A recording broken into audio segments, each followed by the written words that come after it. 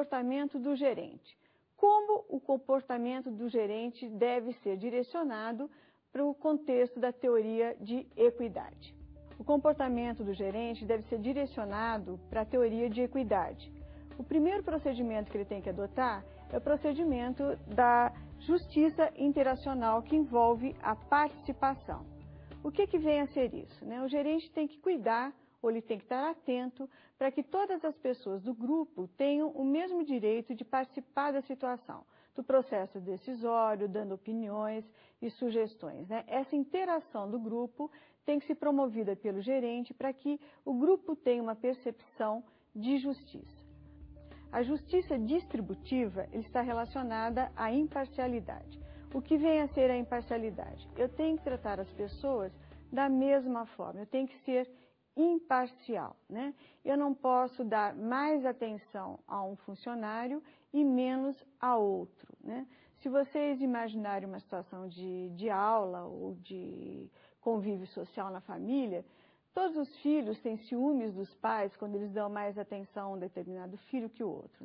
É a mesma situação que nós encontramos dentro da organização. Para que haja uma sensação de justiça, as pessoas têm que ser tratadas da mesma forma. O terceiro aspecto a ser considerado é a justiça procedimental, que está relacionada à justiça de alocação de recursos. Toda vez que eu gerencio uma empresa ou uma área, eu tenho que distribuir de forma equitativa os recursos que eu tenho disponíveis. Eu não posso, por exemplo, dar mais pessoas para um determinado setor do que para outros, já que todos eles estão precisando. E se eu tomo esse tipo de decisão, eu tenho que esclarecer para a empresa como um todo o porquê eu tomei essa decisão. Exemplificando, se nós estamos com algum problema na área de marketing e eu tenho que alocar mais recursos para a área de marketing, eu posso até fazer isso, só que eu tenho que justificar para as demais áreas o motivo dessa decisão. Vamos agora vamos conhecer a outra teoria comportamental chamada teoria da expectativa. O que vem a ser a teoria da expectativa? A teoria da expectativa ela está diretamente relacionada ao alcance de metas que são valorizadas socialmente. Então, é uma expectativa que se tem com relação ao desempenho das pessoas.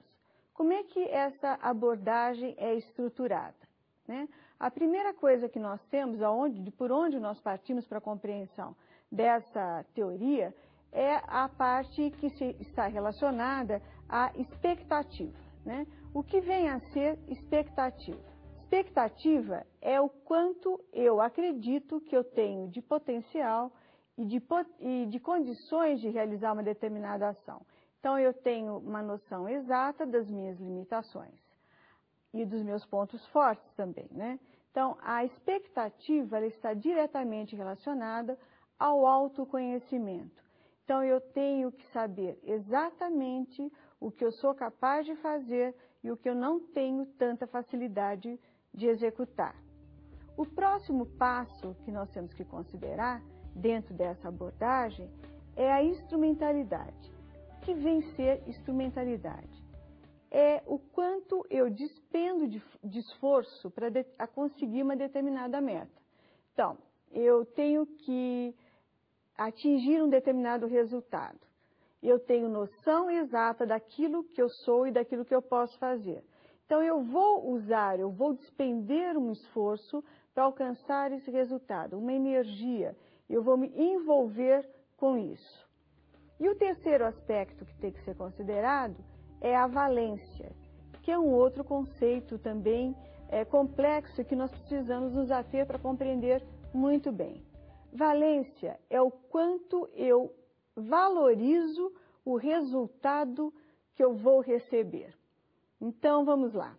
Eu tenho uma expectativa que é o autoconhecimento. Eu tenho todo um processo de esforço para conseguir aquele resultado.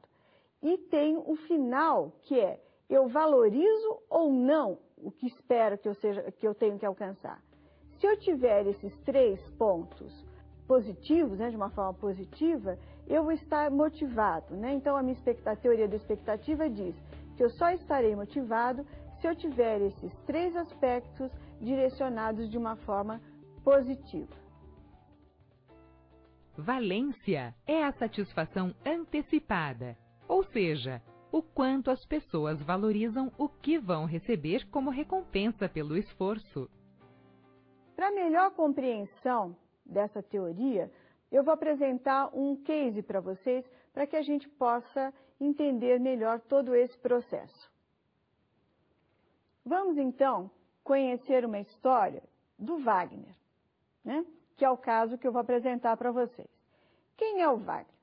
O Wagner é um engenheiro mecânico recém-formado que, depois de passar por todo o processo seletivo, consegue ser contratado por uma empresa multinacional. E o Wagner faz todo o trabalho do trainee, né? Ele passa por todo o processo de desenvolvimento, conhece várias áreas, né, da empresa, até que, num determinado ponto, ele é convidado para ser gerente. Nesse ponto, o Wagner começa a se preocupar, porque, de acordo com a teoria da expectativa, a expectativa dele com relação a ele mesmo, ou seja, o autoconhecimento, é de que ele tem uma dificuldade muito grande de se relacionar com grupos, com pessoas e de comandar esse grupo ou obter resultado através de pessoas. É uma coisa que não chama atenção, é uma coisa que ele sabe que é uma limitação pessoal. Mas, como ele é convidado e ele faz parte do programa trainee, ele aceita participar do projeto. Então, ele tem uma série de cursos, onde ele tem várias disciplinas, que ele tem que se envolver nesse processo, que ele tem que estudar. Então, a gente observa o Wagner, nosso personagem, estudando marketing, parte financeira, vendas, produção, até a área de recursos humanos, com muito afinco.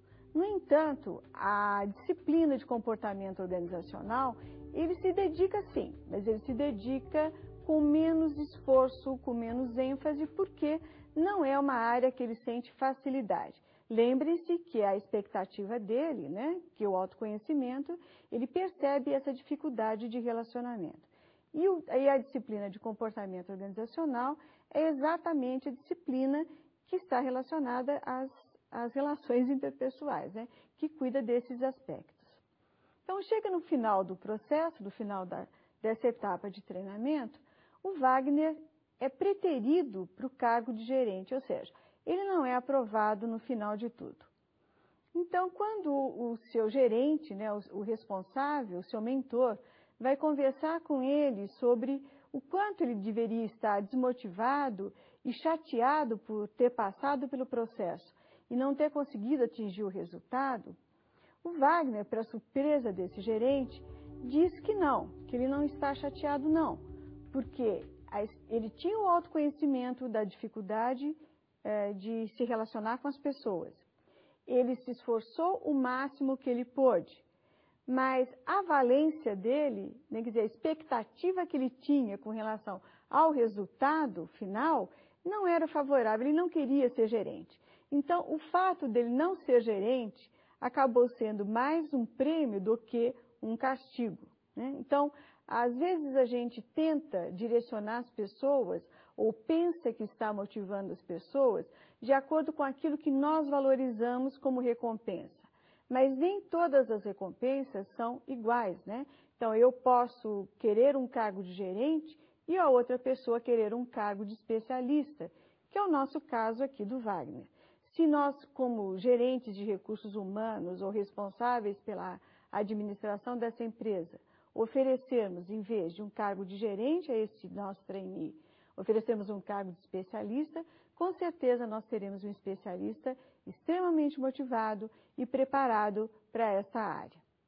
Vamos agora entender um pouco melhor outra teoria comportamental de motivação. Qual é o papel do gerente na teoria da expectativa? Primeiramente, o gerente tem que conhecer cada funcionário que faz parte da sua equipe. Por que isso é importante? Porque o gerente ele tem que reconhecer os resultados que fizeram parte do trabalho desse funcionário. Então, o que vem a ser isso? ele tem que valorizar esse resultado através do esforço individual.